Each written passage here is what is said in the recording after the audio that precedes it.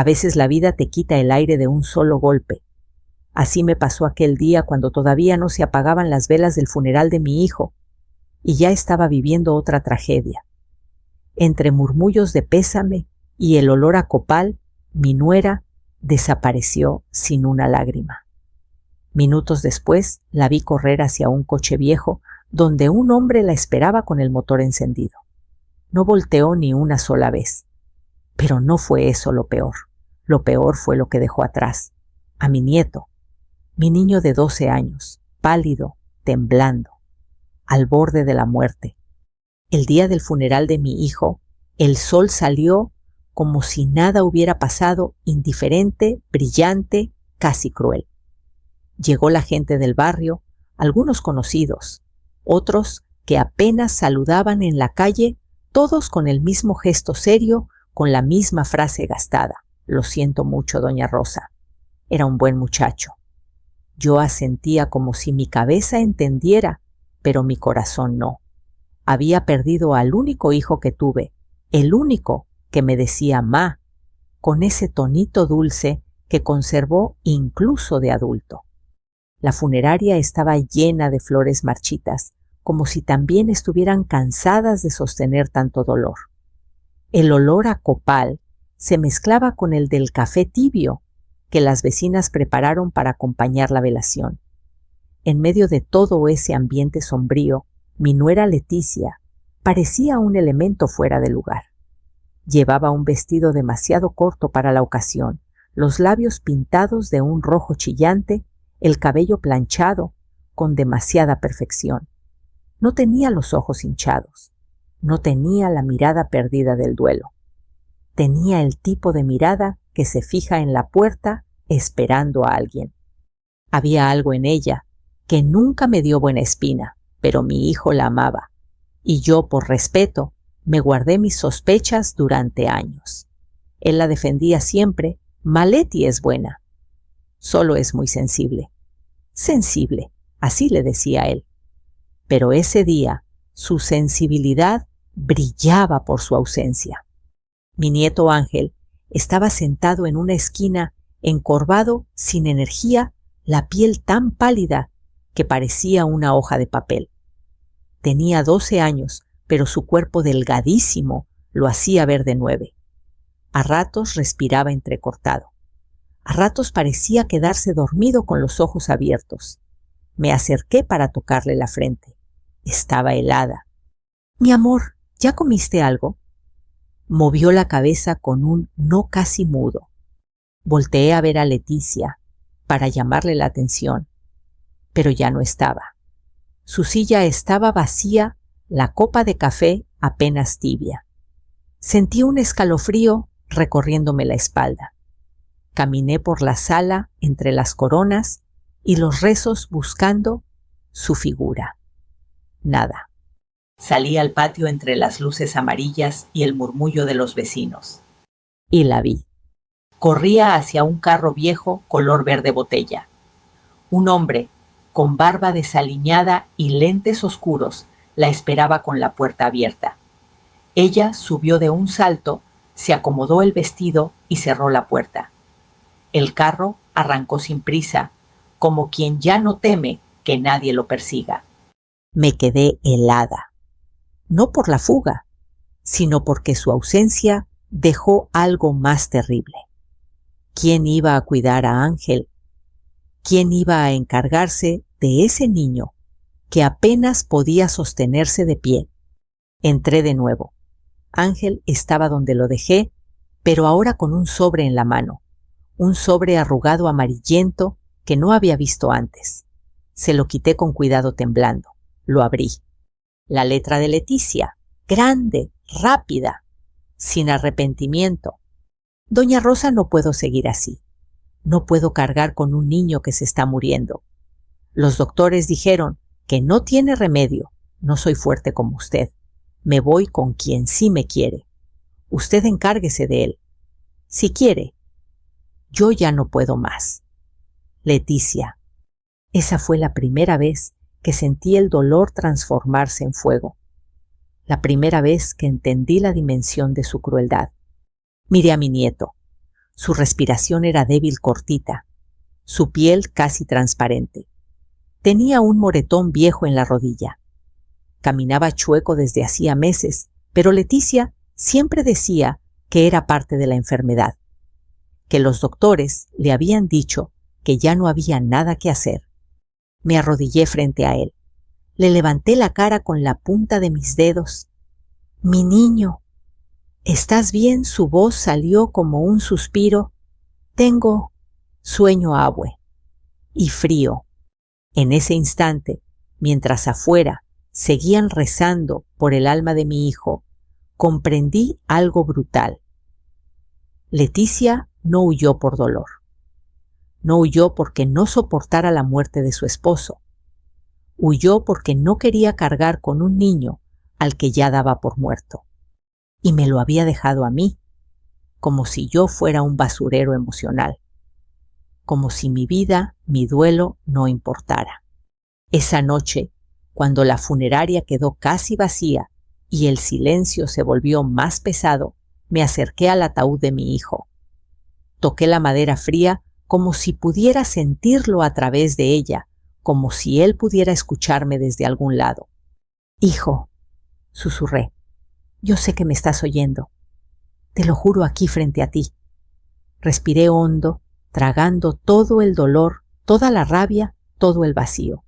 «Voy a cuidar a tu niño, aunque me cueste la vida, aunque esté a punto de morir, aunque su propia madre lo haya dejado ir. Yo no lo voy a dejar. No mientras yo respire». Me limpié las lágrimas, respiré hondo y regresé con Ángel. Se había quedado dormido en la silla, acurrucado, como si quisiera desaparecer. Lo cargué como pude. Era liviano, demasiado liviano. Lo llevé a casa esa misma noche. Y cuando cerré la puerta detrás de nosotros, supe que ese día no había perdido solo a mi hijo. Ese día empezó una guerra que yo no había pedido, pero que estaba dispuesta a pelear. Durante las primeras noches, después del funeral, la casa se sentía demasiado grande y demasiado silenciosa. No era el silencio normal de un hogar. Era uno que dolía, que se colaba por las paredes, que hacía eco en mis huesos. A veces me sorprendía, esperando oír los pasos de mi hijo, su risa llena de vida, su voz diciéndome: «Ma, ya llegué». Pero en lugar de eso, lo único que escuchaba era la respiración entrecortada de Ángel en el cuarto contiguo. El niño dormía mal.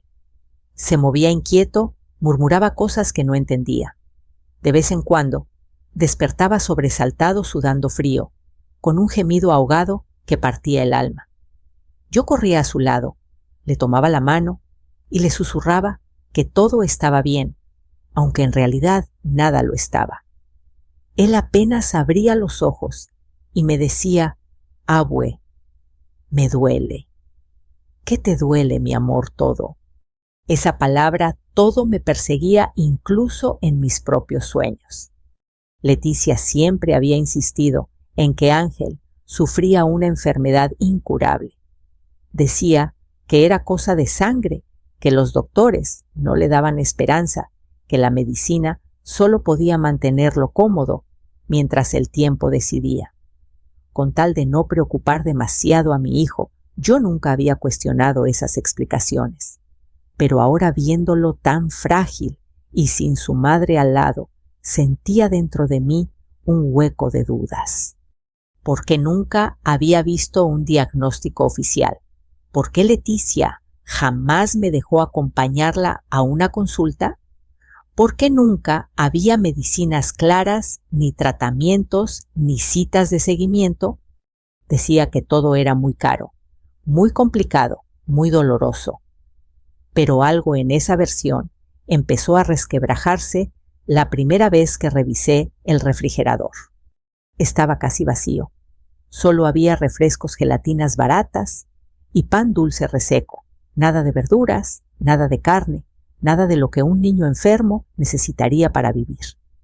En la alacena encontré puros fideos instantáneos, los que se preparan en 3 minutos. Y la basura estaba llena de envolturas de galletas baratas.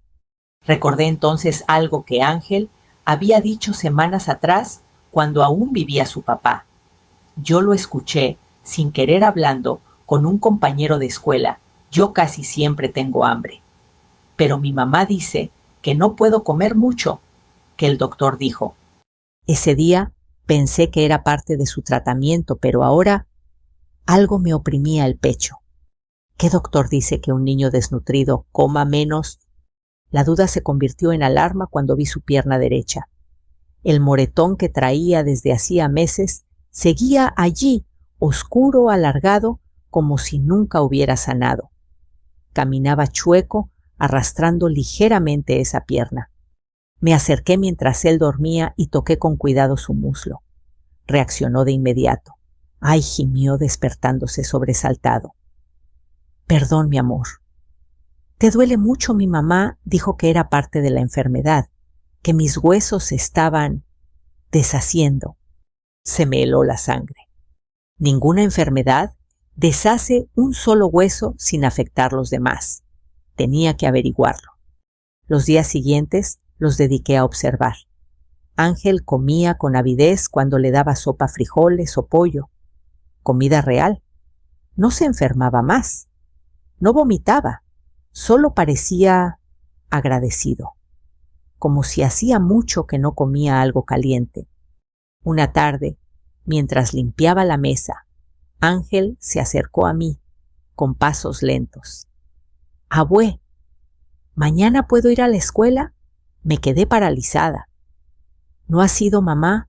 Dijo que ya no podía ir, que me iba a morir pronto». «¿Y tú qué piensas, Ángel?», bajó la cabeza. «Que quiero vivir». Ahí fue cuando supe que Leticia había hecho algo mucho más grave, que abandonarlo lo había condenado al olvido mientras seguía viva. Esa noche tomé una decisión. No iba a quedarme con las manos cruzadas mientras mi nieto se marchitaba. No iba a permitir que la mentira de una mujer egoísta definiera el destino del niño que mi hijo me dejó. Me senté en la mesa, con una libreta, un lápiz y las pocas monedas que pude juntar vendiendo un par de cosas del patio. Hice cuentas. Después de pagar la luz y el gas quedaba poco. Pero no pensé en eso mucho tiempo. No podía darme el lujo de tener miedo. Tenía que llevar a Ángel a un médico de verdad. A la mañana siguiente lo desperté temprano. Preparé avena caliente con un poquito de miel y tortillas recién hechas. Él comió como si aquello fuera un festín. «¿A dónde vamos, abue?», preguntó limpiándose los labios. «A ver a un doctor». «Pero uno bueno». Sus ojos se agrandaron. «¿Y si me dice que ya no hay nada que hacer?». Le acaricié el cabello. «Mi amor, lo único que ya no tiene remedio es la muerte de tu papá. Lo demás, lo vamos a pelear». Tomamos un camión hacia la ciudad. Durante el trayecto, mientras veía por la ventana los cerros y las casas apretadas del barrio, sentía que llevaba entre mis brazos no solo a un niño frágil, sino a toda mi historia, a mi hijo, a mis culpas, a mis miedos. Ángel se dormía recargando la cabeza en mi hombro. Yo lo abrazaba fuerte, como si así pudiera protegerlo del mundo entero. Cuando llegamos al hospital público, había filas largas, madres con niños en brazos, ancianos en sillas de ruedas. El olor a desinfectante se mezclaba con el murmullo constante de gente esperando. Pasamos horas allí, pero no me importó. Después de una eternidad, por fin nos recibió una doctora. De unos 50 años, con ojos inteligentes y un tono que combinaba firmeza con humanidad. Le expliqué todo lo que Leticia decía, el supuesto diagnóstico, la debilidad de Ángel, la pierna lastimada. La doctora escuchó sin interrumpir. «Muy bien, doña Rosa, vamos a revisarlo». Le hicieron estudios de sangre, radiografías, un examen físico completo. Ángel se portó valiente, aunque de vez en cuando apretaba mi mano para no llorar. Horas más tarde, La doctora regresó con los resultados en una carpeta. Su expresión no era de tragedia, pero tampoco de calma. Doña Rosa dijo mirándome directo a los ojos: «Su nieto no tiene ninguna enfermedad terminal». Me quedé muda. No supe si llorar, reír o gritar. Ella continuó: «Lo que tiene es desnutrición severa y una fractura mal atendida en la pierna». Me llevé una mano a la boca. Desnutrición, fractura sí. Y no reciente, lleva meses así, quizá más. Sentí el mundo hundirse bajo mis pies. Entonces, no se está muriendo, no, pero si seguía así, eventualmente habría pasado algo grave. Me temblaron las piernas. La doctora me tomó del brazo con suavidad. «Usted llegó a tiempo, doña Rosa, muy a tiempo». Miré a Ángel. Él me miró a mí, y por primera vez en mucho tiempo lo vi vivo. No al borde de la muerte, no condenado, vivo. Esa noche, al regresar en el camión, mientras Ángel dormía con la carpeta médica entre las manos, comprendí una verdad que me cayó como un rayo. Leticia no huyó porque temiera perder a su hijo. Huyó porque no quería cuidarlo. Huyó porque dejarlo morir era más fácil que mantenerlo vivo. Y ahí, abrazando a mi nieto, hice otro juramento. Yo sí iba a luchar por él, hasta el final. El regreso del hospital se convirtió en un antes y un después en mi vida, como si el mundo entero hubiera cambiado de color.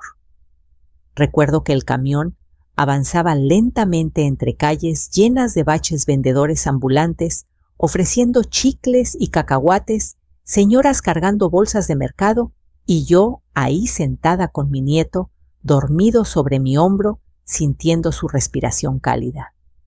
Cada inhalación era una prueba de que Leticia había mentido, de que nunca estuvo al borde de la muerte por una enfermedad, sino por negligencia, por abandono, por algo peor que la enfermedad, la indiferencia. Llegamos a casa cuando el sol comenzaba a ocultarse detrás de los cerros. El cielo estaba teñido de naranja y rosa, como si Dios estuviera pintando un recordatorio de esperanza. Ángel se despertó. Apenas cruzamos el zaguán. Su mirada estaba aún pesada por el cansancio, pero había una chispa nueva, una que yo no había visto en muchísimo tiempo. Le preparé una sopa de pollo con verduras, algo simple pero nutritivo. Lo vi comer en silencio concentrado, como quien aprecia cada bocado. «¿Está rica, mi amor?», pregunté. Asintió con una sonrisa tímida. «Mucho, abue. Sabe a casa». Esa palabra me apretó el corazón. «Casa». Tan perdido se había sentido que necesitaba decirlo así. Mientras él comía, tomé la carpeta con los resultados del hospital. La abrí lentamente, como si fuera una bomba a punto de estallar. Los números fríos, las palabras médicas, todo ahí, confirmaba lo que la doctora había dicho: anemia avanzada, desnutrición proteica severa, deficiencia de vitaminas. Y lo más fuerte, fractura no tratada en la pierna derecha con desplazamiento parcial. Me llevé una mano a la boca para no llorar. ¿Cómo pudo Leticia permitir esto? ¿Cómo pudo ver a su propio hijo cojear, temblar, debilitarse, sin hacer nada? ¿Qué clase de madre cierra los ojos frente al dolor de su hijo? Esa noche casi no dormí. Me quedé sentada junto a su cama, escuchando su respiración acompasada. En la penumbra, con la luz del altar de mi hijo encendida, hice una lista mental de todo lo que tenía que cambiar. Comida, suplementos, ejercicios, citas médicas, fisioterapia, atención emocional. Todo debía mejorar. Al amanecer, mientras preparaba avena con leche y un poco de canela, Ángel entró cojeando tímidamente a la cocina. «Abue, ¿qué vamos a hacer ahora?». Me giré hacia él llevando la olla entre las manos, sintiendo que su pregunta no era solo sobre la sopa o el desayuno. Ahora le dije con firmeza: «Vamos a vivir». Lo vi sentarse a la mesa. Por primera vez en mucho tiempo, no parecía un niño esperando morir. Parecía un niño esperando instrucciones para empezar de nuevo. Las siguientes semanas fueron duras, durísimas. No voy a mentir ni a disfrazar la realidad. Hubo días en los que pensé que no lo lograría. Pero cada vez que me flaqueaban las fuerzas, recordaba la mirada de mi hijo en la fotografía que tenía en la sala. Esa mirada que me pedía sin palabras: cuida de mi niño. La fisioterapia fue lo más difícil al principio. La doctora nos había explicado que la fractura mal atendida había causado que el hueso sanara chueco, y por eso Ángel caminaba con dolor. Si no trabajábamos su musculatura y movilidad, empeoraría con el tiempo. El primer día en el centro de rehabilitación, Ángel apenas podía apoyar el pie. La terapeuta, una señora morena de carácter fuerte pero amable, le tomó la pierna con delicadeza. «Mi niño, esto va a doler, pero vas a poder». ¿Listo? Él tragó saliva. «Sí». Cuando empezó el ejercicio, un quejido ahogado se escapó de su garganta. Yo me acerqué de inmediato para sostenerle la mano. «Aguanta, mi amor. Aquí estoy». «Me duele mucho, abue». «Lo sé, pero este dolor te va a dar una vida nueva». Ángel apretó los dientes y siguió. Esa pequeña muestra de carácter me hizo llorar más que cualquier resultado médico. La comida también se volvió una batalla diaria. Su cuerpo estaba habituado a azúcar barata y harinas vacías. Cuando le ofrecí verduras frescas, pollo, lentejas, su estómago protestó. Vomitó varias veces la primera semana. Pero no me rendí. Nadie aprende a vivir fuerte de la noche a la mañana. Le preparé calditos suaves, papillas, licuados con plátano y avena. Poco a poco, su cuerpo comenzó a aceptar lo que debería haber tenido desde siempre: alimento real. Una tarde, después de comer, me miró con ojos brillantes. «Abue, ya no me siento tan cansado, porque tu cuerpo está despertando mi amor. Lo estaban apagando». Pero no se dejó. Ángel bajó la mirada. «Mamá, ¿sabía todo esto?». Esa pregunta fue como una daga. Respiré hondo. A veces, hijito, hay gente que no sabe amar. Y cuando no saben amar, tampoco saben cuidar. Pero ella sabía que estaba enfermo, sabía algo peor, sabía que no estabas bien, y aún así te dejó solo. Ángel asintió despacio. No lloró. Eso dolió más. Que un niño no llore significa que ya lloró demasiado. Hubo momentos hermosos también. La primera vez que Ángel pudo caminar sin hacer tanto gesto de dolor. La primera vez que me pidió repetir la sopa de verduras. La primera vez que hizo un chiste y se rió de verdad. La primera vez que, sin darse cuenta, me llamó mamá. Nos encontrábamos sentados frente a la televisión una noche fría, viendo un programa viejo. Él me abrazó por el hombro y dijo: «Mamá, mira». Los dos nos quedamos congelados. Ángel abrió mucho los ojos. «Perdón, abue. Se me salió». Yo lo abracé fuerte. «Nunca vuelvas a disculparte por quererme, mi amor. Nunca». Esa fue la noche en que supe que estábamos formando algo nuevo, algo que iba más allá de un lazo de sangre, un lazo de supervivencia. Los meses pasaron. Ángel crecía fuerte. Su piel recuperó color. Sus ojos brillaban. La gente del barrio lo veía y decía: «Caray, doña Rosa, ese niño renació», y yo sonreía. No presumía. No contaba la historia real. No explicaba la verdadera razón detrás de su recuperación. Solo pensaba: mi hijo estaría orgulloso. Porque Ángel no se estaba muriendo. No era un niño condenado. No era un caso perdido. Solo era un niño que necesitaba amor. Y no lo había tenido. Fue ahí, al verlo caminar, mejor comer, mejor reír, mejor que lo entendí todo con una claridad dolorosa. Leticia no lo dejó porque estaba enfermo. Lo enfermó para dejarlo. Y si la vida no lo arrancó de mis manos, era por algo. Era porque venía algo más grande, algo que aún no imaginaba.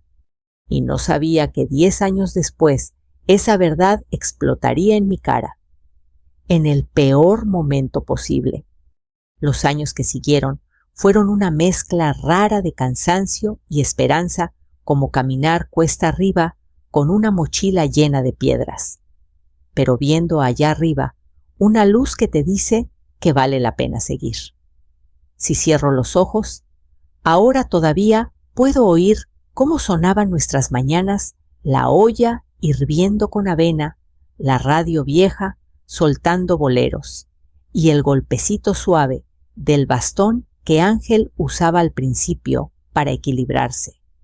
Porque sí, al principio necesitó bastón. Tenía los músculos atrofiados, el hueso mal soldado y un miedo terrible a caerse.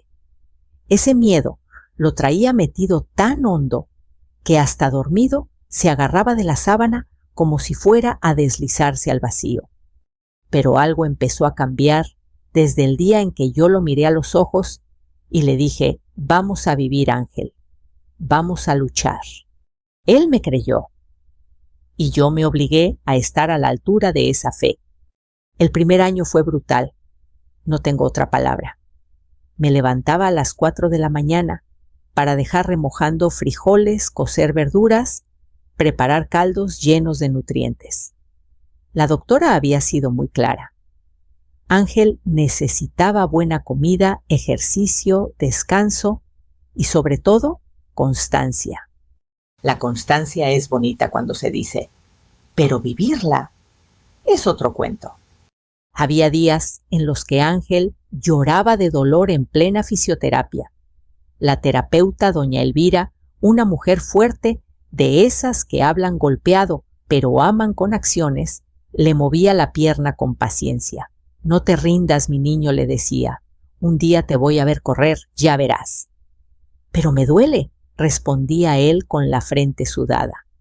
Lo que duele sana, contestaba ella, sin perder el ritmo.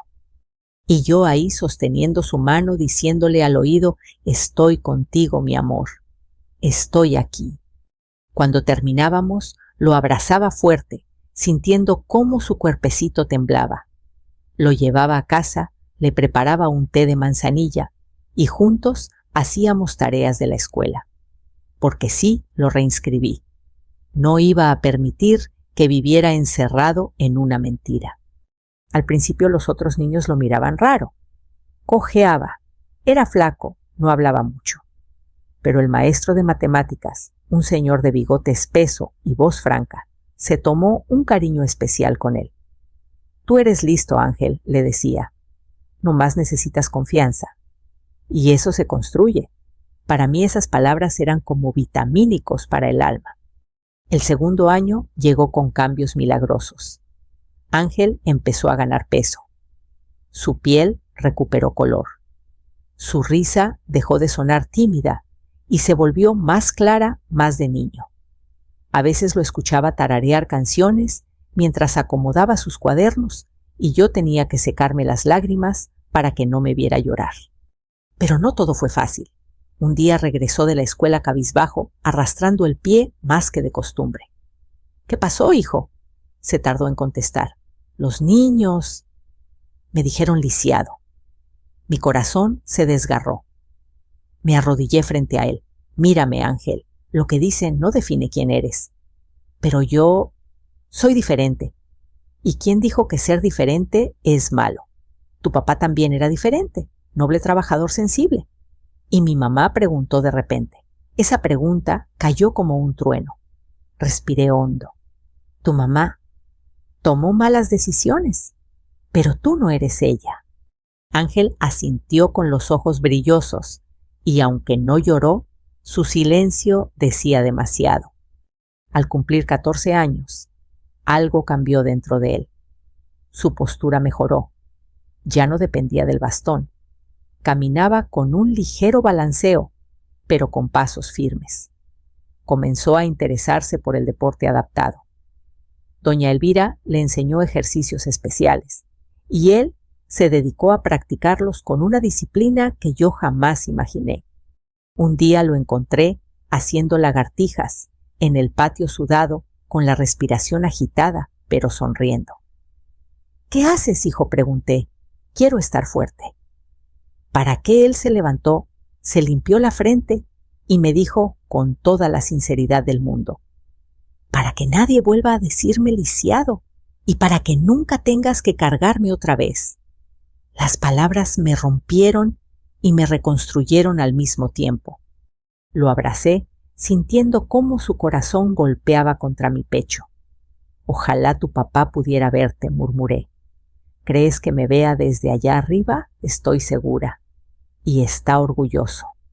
Con el paso del tiempo, Ángel empezó a ayudarme en la tienda de abarrotes donde trabajaba por las tardes. Saludaba a la gente, cargaba cajas, acomodaba productos. Las señoras del barrio lo adoraban. «Ese muchacho tiene luz», decían.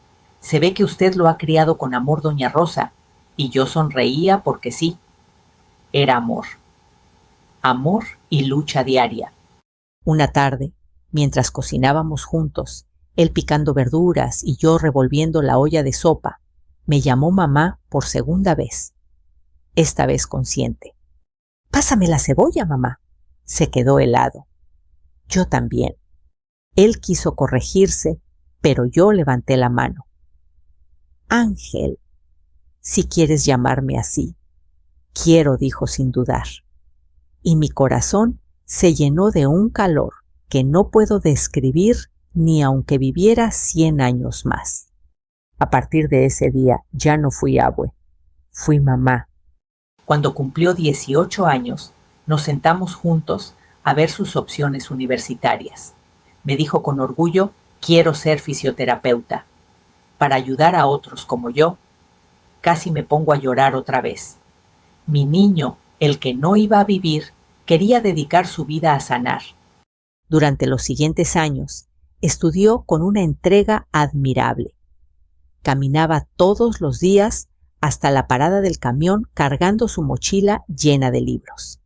Regresaba cansado pero feliz. A veces lo encontraba dando masajes a los abuelitos del barrio o ayudando a un niño pequeño a corregir su postura. Mi hijo, su papá, hubiera explotado de orgullo. Una noche, cuando Ángel tenía 20 años, lo vi entrar por la puerta con una gran sonrisa. Mamá me aceptaron en el programa de prácticas en el hospital. «De verdad, Ángel, eso es maravilloso». Me abrazó con fuerza. «Todo esto es por ti». Y yo supe que el dolor de tantos años había valido la pena. A los 22, Ángel ya era un hombre hecho y derecho. Alto, fuerte, con hombros marcados por la constancia del ejercicio y una mirada noble.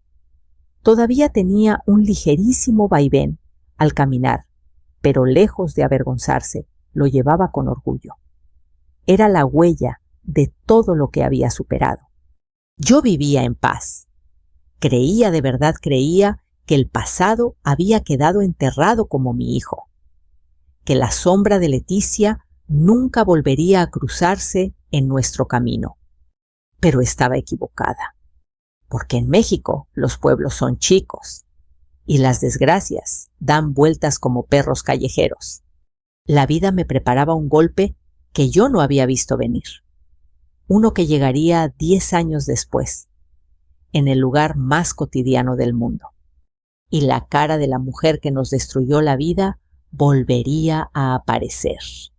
10 años pasaron como un suspiro o como un largo camino lleno de curvas que sin darme cuenta me llevaron a un lugar de calma. A veces pienso que Dios me dio esos años de paz como un bálsamo, como un descanso merecido antes de permitirme enfrentar lo que estaba por venir.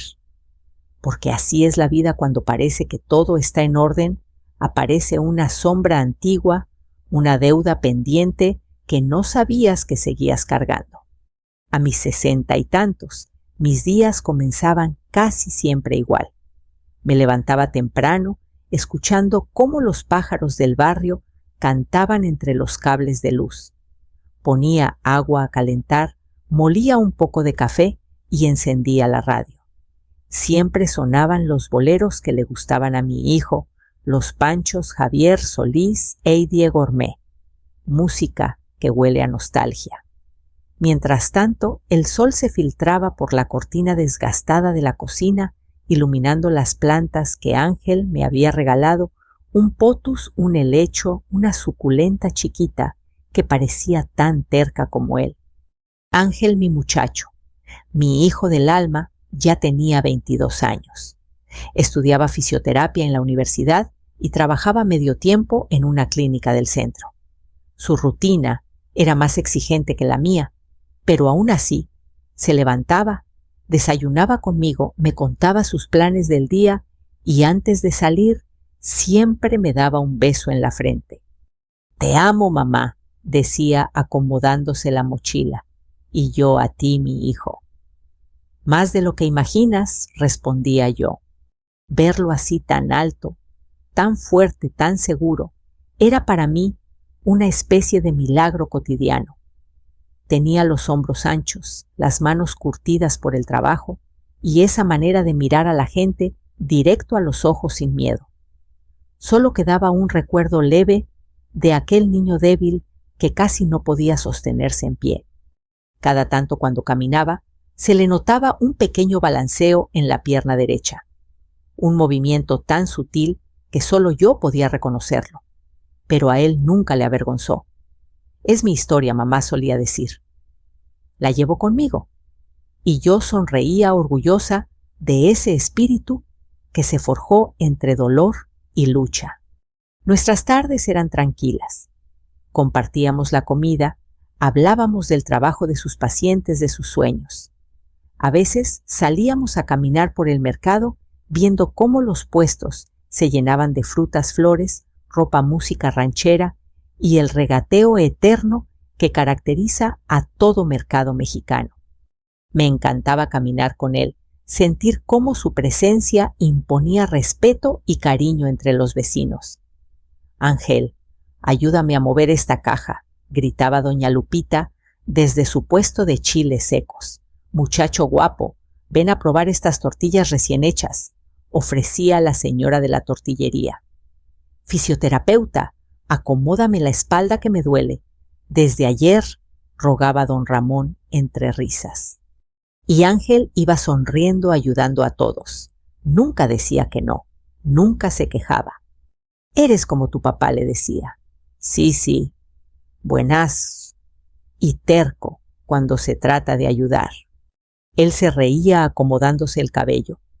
Había heredado ese gesto de su padre, pasarse la mano por la nuca cuando estaba contento. Yo creía que así sería la vida para siempre. Simple, humilde, pero llena de amor. Hasta que un día ordinario, uno cualquiera, uno que no tenía por qué convertirse en tragedia, escuché algo en el mercado que me erizó la piel. Estaba comprando verduras cuando dos señoras comenzaron a murmurar detrás de mí. «Dicen que Leticia volvió. ¿Ya supiste? La esposa del muchacho que murió hace años, esa misma. Que anda por aquí otra vez y con otro hombre. ¿A qué vendrá después de tanto tiempo? ¿Quién sabe? Las malas hierbas siempre regresan». Sentí cómo se me helaba la sangre. «Leticia, volver».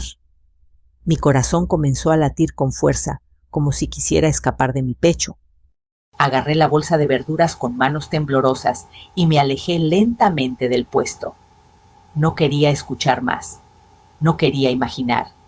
No quería aceptar la posibilidad de que esa mujer cruzara nuestro camino después de 10 años de ausencia voluntaria.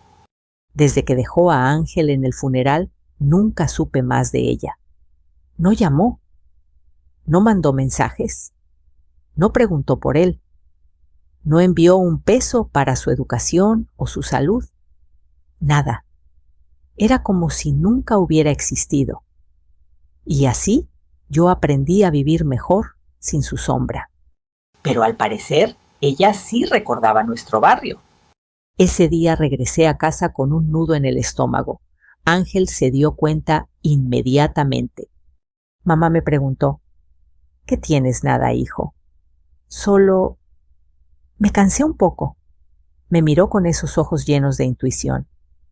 Si fuera solo cansancio, lo dirías diferente. Te conozco. Le acaricié la mejilla, intentando sonreír. Solo fue un día largo, mi amor. Vete a descansar. No quería preocuparlo. No quería que la sombra de su madre biológica volviera a invadir su mente después de tantos años de paz. Pasaron unos días sin escuchar más rumores, así que comencé a creer que tal vez había sido un malentendido, que quizás no era la misma Leticia, o que aunque fuera ella, no vendría a buscarnos. Después de todo, 10 años de silencio parecían suficientes para entender que su hijo no le interesaba. Pero la vida siempre te sorprende, justo cuando empiezas a sentirte segura. Una tarde cualquiera, Ángel me llamó desde la clínica. Mamá llegó un poco tarde hoy. Tengo un paciente extra. No te preocupes, hijo. Aquí estaré. Te quiero. Y yo a ti, mi cielo. Me quedé pensando en lo rápido que había crecido, en lo afortunada que era de tenerlo vivo, sano, fuerte. Cuando de pronto recordé aquella frase del mercado: las malas hierbas siempre regresan. Sentí una punzada en el pecho. Para distraerme, decidí ir al supermercado a comprar cosas para hacer enchiladas verdes, las favoritas de Ángel. El pasillo estaba tranquilo, iluminado por luces blancas que reflejaban en el piso limpio. Tomé tortillas, tomates, queso fresco, y mientras revisaba la fecha de caducidad en un paquete, escuché una voz que me atravesó como un rayo. Doña Rosa. Me quedé inmóvil. Mi mano se congeló a medio camino hacia la canasta. Esa voz, ese tono dulce y venenoso, lo conocía. Me giré lentamente y ahí estaba. Leticia. Más vieja, más cansada, pero con esa misma actitud arrogante, vestida con ropa ajustada, maquillaje exagerado y el mismo perfume empalagoso que usaba años atrás. Sonreía, como si no hubiera abandonado a un niño agonizando, como si la historia de su vida fuera una novela donde ella era la pobre protagonista incomprendida. Y antes de que pudiera reaccionar, abrió la boca con la desfachatez más grande que he visto en mi vida. «Tanto tiempo», dijo riéndose. «Oiga, ¿ese niño lisiado sigue vivo?» Sentí que el aire se volvía hielo. Mis manos temblaron. Mi corazón se detuvo un segundo. El pasado no había vuelto, no. Había regresado con dientes, listo para morder. Y lo que siguió después cambió nuestras vidas para siempre. Sentí como el piso bajo mis pies se volvía blando, como si fuera a hundirme en él. Esa frase pronunciada con una sonrisa burlona cortó el aire del supermercado como un cuchillo. Ese niño lisiado sigue vivo no era solo crueldad, era veneno. Era la prueba final de que esa mujer nunca había amado a su hijo. Ni siquiera lo había visto como un ser humano. Respiré hondo, obligándome a mantener la calma. Leticia estaba ahí parada frente a mí, moviendo la bolsa de compras de un lado a otro, como si habláramos del clima y no de la vida de un niño al que abandonó. La luz blanca del supermercado resaltaba cada arruga nueva de su rostro y aún así tenía esa manera altiva de inclinar la barbilla que tanto me irritaba desde hace años. Sí, le respondí con voz firme. «Está vivo». Ella levantó las cejas sorprendida.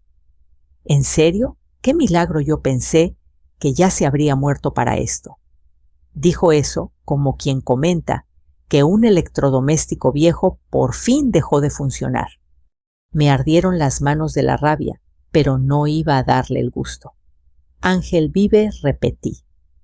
«Vive porque lo cuidé, porque alguien tenía que hacerlo». Leticia chasqueó la lengua. Ay, doña Rosa, tampoco se haga la mártir. Usted sabe que yo no podía con él. Tenía demasiadas cosas encima, demasiados problemas. Tenías un hijo, le dije. Ese era tu problema. Se encogió de hombros. Pues sí, pero era un niño enfermizo. No iba a durar. Los doctores dijeron... La interrumpí con frialdad. No hubo doctores, no hubo enfermedad, hubo desnutrición. Hubo una fractura que no atendiste. Hubo abandono. Ella abrió los ojos, fingiendo sorpresa exagerada. Ay, ya va a empezar con sus dramas. No es drama, dije acercándome un paso. Es diagnóstico, real, con nombre y apellido. Lo que tú llamabas enfermedad era descuido. Lo que tú dijiste que era terminal era hambre. La sonrisa de Leticia se apagó un segundo, pero volvió casi de inmediato. Bueno, dijo eufórica, pero al menos usted lo cuidó, ¿no? ¿Qué suerte tiene ese niño de tenerla? Había veneno en esa frase. Un veneno dulce disfrazado de cumplido. Luego vino lo peor. Leticia se acercó más bajando la voz como si quisiera contar un chisme jugoso. La verdad, vine porque necesito saber de él. A lo mejor puede ayudarme. Ahí entendí que la noche oscura que había vivido 10 años atrás no había sido suficiente. La vida todavía tenía una prueba más para ponerme enfrente. ¿En qué necesitas que te ayude, Ángel?, pregunté con cautela. Pues, verá, empezó a jugar con la correa de su bolso. Estoy pasando por unos problemitas, cosas de dinero. Ya sabe, la vida es dura. La vida es dura, repetí. Sobre todo cuando uno se la pasa huyendo. Ella torció la boca. Ay, ya. No empiece. La cosa es que quizá Ángel pueda apoyarme un poco, aunque sea con unos cuantos miles. Es familia, ¿no? Escuché el estómago gruñirme de rabia, la descarada. ¿Quieres dinero?, pregunté casi sin creerlo. Bueno, tampoco es para tanto. Además, si sobrevivió, como dice usted, seguro está bien. No se rió como si hubiera hecho un chiste. Me acerqué tanto que pude oler su perfume empalagoso. Ángel no te debe nada, dije con voz baja firme. Absolutamente nada. Ella alzó el mentón molesta. Yo soy su madre. Tú eres la mujer que lo dejó en una silla el día que enterramos a su padre. La máscara se le quebró. Por unos segundos vi el miedo asomarse en sus ojos, pero lo escondió con soberbia. ¡Ay! Ya. Tampoco exageres. ¡Qué sensible salió usted! Justo cuando iba a responderle, escuché detrás de mí una voz profunda, madura. La voz de un hombre. Mamá, ¿nos vamos? Ya terminé de pagar. Se me erizó la piel. El corazón me dio un vuelco. Ese tono, esa seguridad. Giré lentamente. Ángel estaba ahí. No el niño desnutrido y tembloroso que Leticia abandonó 10 años atrás, sino un hombre de verdad. Llevaba una camisa azul claro que hacía resaltar el tono moreno de su piel. Su espalda era ancha, su postura firme, y esa leve inclinación al caminar era casi imperceptible. Tenía el cabello peinado hacia atrás y los ojos llenos de una serenidad que solo nace en quienes han sobrevivido lo impensable. Leticia abrió la boca, pero no salió sonido alguno. Ángel se acercó, puso una mano suave en mi espalda, luego miró a Leticia sin reconocerla. ¿Todo bien, mamá?, me preguntó. Mamá, lo dijo con la naturalidad de quien sabe exactamente quién es su familia. Leticia retrocedió un paso como si alguien la hubiera empujado. Ah, Ángel. Mi hijo ladeó la cabeza curioso. ¿La conoce, mamá? Tomé aire. Sí, hijo. Ella es Leticia. El silencio en el pasillo fue absoluto. El rumor de los carritos, el pitido lejano, de la caja registradora. Todo quedó suspendido. Leticia tragó saliva. Mi hijo, susurró con la voz quebrada. Ángel la miró, no con odio, no con miedo.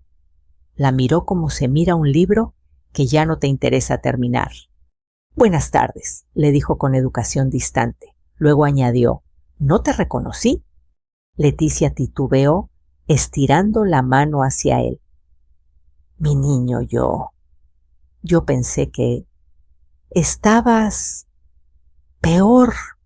Ángel mantuvo el rostro sereno. Estoy bien, gracias a mi mamá. Leticia parpadeó varias veces como si esas palabras fueran golpes. Pero yo soy tu mamá.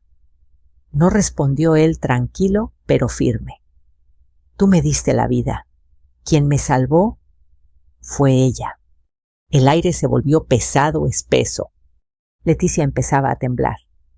Ángel, yo era joven. No sabía. La vida me confundió. Yo era un niño, la interrumpió. Y tú sí sabías. Sabías que me dolía, sabías que tenía hambre, sabías que me lastimaban, sabías que no podía caminar. Sus ojos, tan parecidos a los de mi hijo, se llenaron de una fuerza que jamás había visto.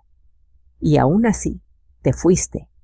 Leticia se llevó la mano a la boca, llorando sin lágrimas. Perdóname. Ángel la observó un instante y dijo lo que yo nunca tuve valor para decir. No me dolió que te fueras. Me dolió que esperabas que yo me muriera para no tener que regresar. Leticia se desplomó emocionalmente. Su maquillaje escurrido, sus manos temblorosas, la máscara rota. Mientras tanto, Ángel tomó mi mano. Vámonos, mamá, me dijo con voz suave. Ya no tenemos nada que hablar aquí. Leticia dio un paso hacia nosotros. Ángel, espérame, por favor, yo soy tu madre. Él se volvió, la miró directo, y con una calma que me rompió el corazón, respondió, no, tú solo eres una mujer que me abandonó, y yo ya no soy ese niño lisiado que dejaste morir. La dejó ahí, entre latas de frijoles y cajas de cereal, hundida en la verdad. Y juntos nos alejamos. Pero la historia aún no había terminado. Cuando salimos del supermercado, el aire de la tarde me supo diferente. Más ligero, más frío, con un toque metálico, como si el mundo hubiera cambiado de lugar sin avisar. Ángel caminaba a mi lado tranquilo, con esa postura firme que había ganado con los años de esfuerzo. Su mano seguía entrelazada con la mía, transmitiéndome una seguridad que yo no sabía que necesitaba. Pero por dentro mi corazón seguía agitado. La imagen de Leticia, derrumbándose entre pasillos de comida enlatada, me perseguía como un fantasma. No por lástima, sino por la certeza de que la verdad siempre encuentra la manera de salir a flote. Ángel me miró de reojo mientras abría la cajuela del coche. ¿Estás bien, mamá? Asentí, aunque mi garganta estaba apretada. Sí, hijo. Solo... Fueron muchos recuerdos de golpe. No debiste enfrentarlo sola. No lo hice sola, le respondí, acariciándole el brazo. Tú estabas ahí.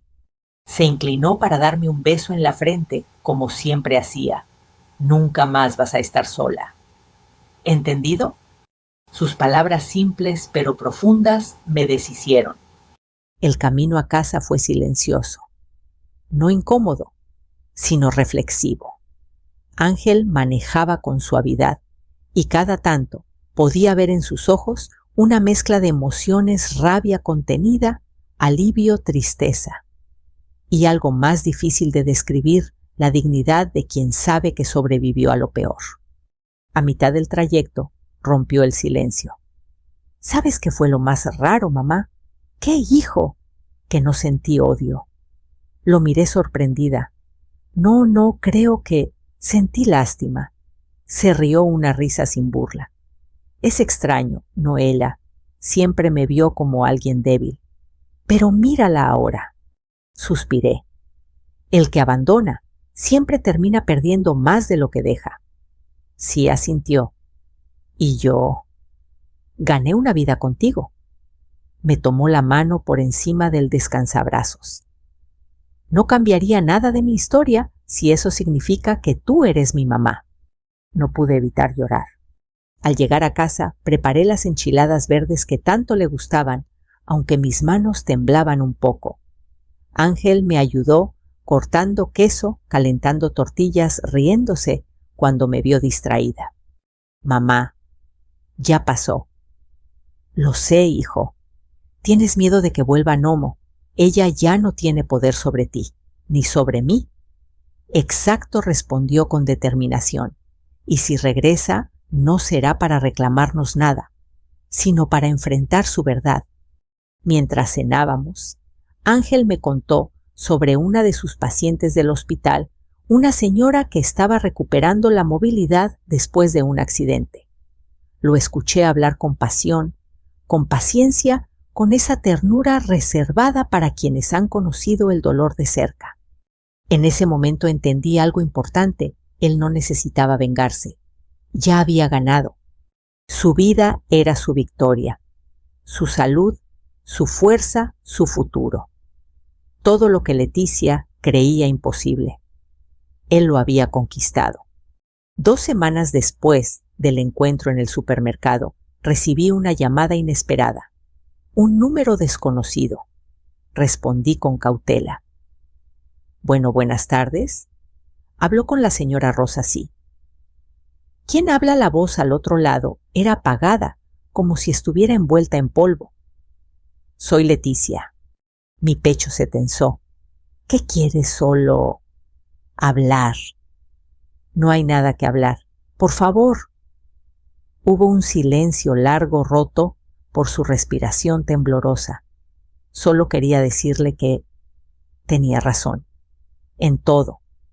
Otra pausa. Y quería despedirme. Algo en su tono me inquietó. ¿A qué te refieres con despedirte? Me voy, Rosa. Dejé este lugar atrás hace años y ahora lo vuelvo a dejar. Ya no me queda nada aquí. ¿Y esperas que eso cambie algo? No. Solo no quería irme otra vez sin decirle que Ángel creció bien, creció fuerte, gracias a usted. Su voz se quebró. Dígale que lo siento de verdad. Él no necesita tus disculpas. Lo sé. Se escuchó un susurro cansado, pero yo sí necesitaba decirlas. Adiós, Rosa. Y la línea se cortó. No supe si sentir alivio, tristeza o indiferencia. Solo supe que esa llamada era la prueba final de que Leticia había perdido la batalla. No contra nosotros, sino contra sí misma.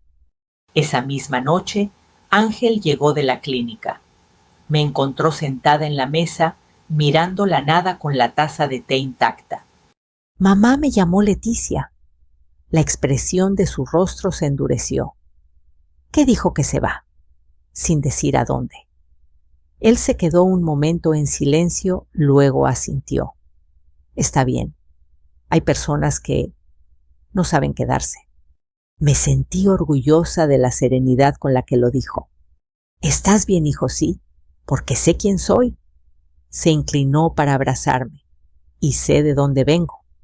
Y al abrazarlo, supe que no necesitábamos nada más, ni disculpas, ni explicaciones, ni justicia legal. Ya teníamos la justicia emocional, la única que sana, la única que perdura. Meses después, Ángel terminó su carrera con honores.